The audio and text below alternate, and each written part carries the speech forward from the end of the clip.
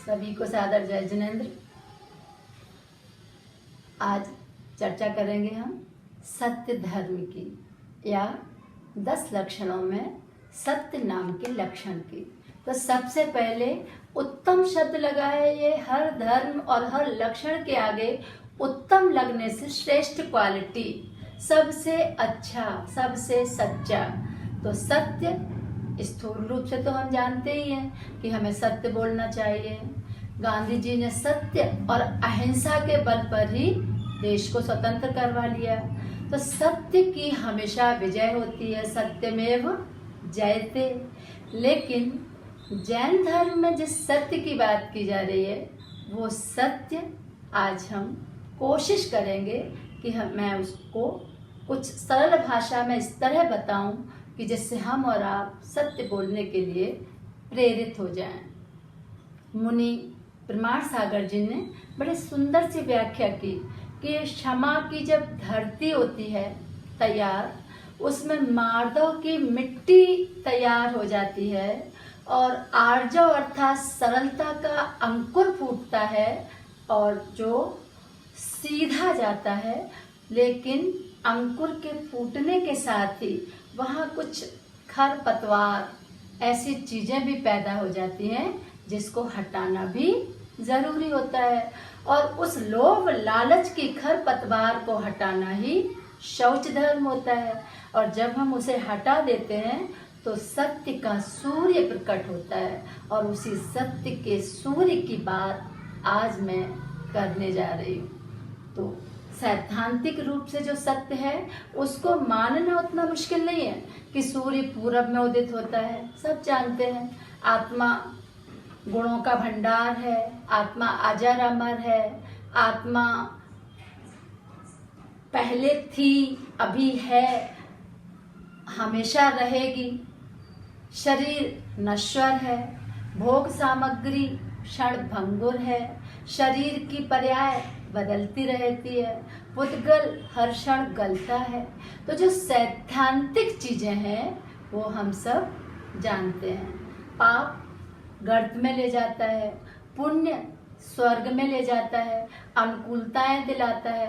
ये तथ्यात्मक सामग्री से हम सब परिचित हैं। लेकिन सत्य, जिस व्यावहारिक सत्य की मैं बात कर रही हूँ, उस सत्य को जानना और उस सत्य को मानना मुश्किल है। और वो व्यावहारिक सत्य क्या है कि कई बार बात सत्य होती है लेकिन हमें स्थिति, समय, व्यक्ति और काल को देखकर बोलना पड़ता है। तो सत्य अनेक रूपों में आता है। हित मित्र प्रिय होना ये तो पहली आवश्यकता है। एक कहानी मुझे याद आ रही है कि सत्य कब और कैसे अपना रूप बदल लेता है, लेकिन होता वो सत्य है कि एक साधु जंगल में बैठे हुए थे और एक शिकारी आता है। वो साधु से वैर भाव रखता था। शिकारी अपने हाथ में एक पक्षी लेके आता है और शिकारी साधु की परीक्षा लेने की दृष्टि से कहता है कि ये पक्षी मरा हुआ है या जिंदा है।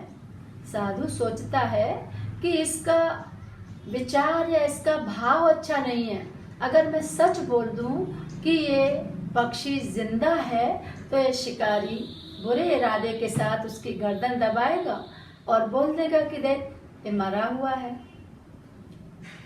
इसलिए शिकारी की बात और इरादों को जानकर साधु कहते हैं कि ये पक्षी जो तेरे हाथ में है ये तो मरा हुआ है। और शिकारी साधु के अपमान करते हुए बोलता है, देख तू झूठ बोलता है, तेरी तपस्या में कोई दम नहीं है, और उस पक्षी को उड़ा के दिखा देता है। तो ये सत्य है या नहीं आप निर्णय कर सकते हैं कि जब हमें किसी को बचाना हो, किसी अच्छे उद्देश्य के लिए बोलना हो, तो हमें सत्य का रूप बदलना होता है। लेकिन इसका अर्थ ये कदापि नहीं कि हम झूठ बोलने के लिए अपने आप को तैयार करें। सत्य का व्यावहारिक रूप हमें जानना बहुत जरूरी है। अगर हम जैन धर्म के अनेकांत को जानते हैं, अनेकांत का अर्थ होता है कि बात इस तरह से भी सच है और इस तरह से भी सच है। हमारा दृष्टिकोण कुछ अलग हो सकता है और आपका दृष्टिकोण कुछ अलग हो सकता है। तो ये भी सच है और वो भी सच है।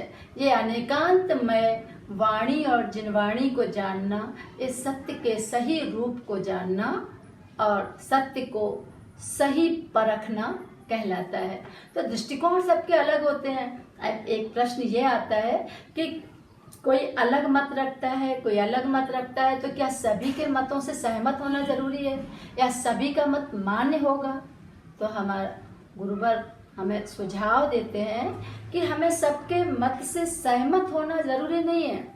मत अलग होंगे और जब मत अलग होंगे, मत एक प्लेटफॉर्म पर आएंगे और जब उसको हम मंथन करेंगे, मंथन करने से जो मक्खन निकलेगा वो मक्खन हमें सत्य के दर्शन करवाएगा। हम दूरदर्शन पर, टीवी पर किसी भी विषय पर डिबेट देखते हैं और डिबेट का मतलब ही होता है कि जितने लोग बैठे हैं वो अपने अपने मत को प्रकट करेंगे। सबका अलग अलग मत होगा, लेकिन उस मत के बीच जो मंथन होता है उससे जो नवनीत निकलता है वो सत्य होता है और उससे हमारे अंदर एक जागरूकता आती है कि ये भी सच है, ये भी सच है। तो ये भी को जानना ये अनेकांत है और ही यही सच है। जो मैं कह रहा हूँ वही सच है।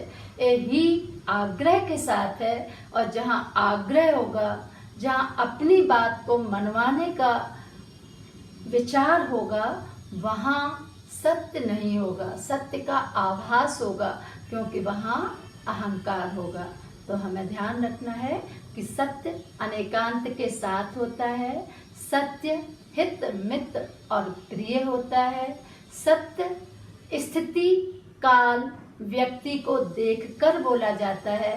सैद्धांतिक रूप से सत्य हर समय सत्य होता है, लेकिन व्यावहारिक सत्य के लिए हमारा विजन होना जरूरी है। खुली आंख से हमें तथ्यों को जानना जरूरी है, लेकिन जिसके पास सत्य है समझो कि उसके पास इस जन्म में भी, वर्तमान में भी स्वर्ग है और भविष्य में भी वो अपने लिए स्वर्ग के दरवाजे खोल रहा है। सत्य पराजित होता है क्योंकि हम सत्य को नहीं मानते, क्योंकि हम देखते हैं जो सत्यवादी होते हैं वो परेशान होते हैं। तो ये गुरु कहते हैं कि सत्य पराजित हो सकता है, सत्य परेशान हो सकता है, लेकिन पराजित नहीं हो सकता। हरिश्चंद्र कितना परेशान हुए, लेकिन उनकी परीक्षा के बाद जो कसौटी पर खरे उतरे उससे वो अमर हो गए।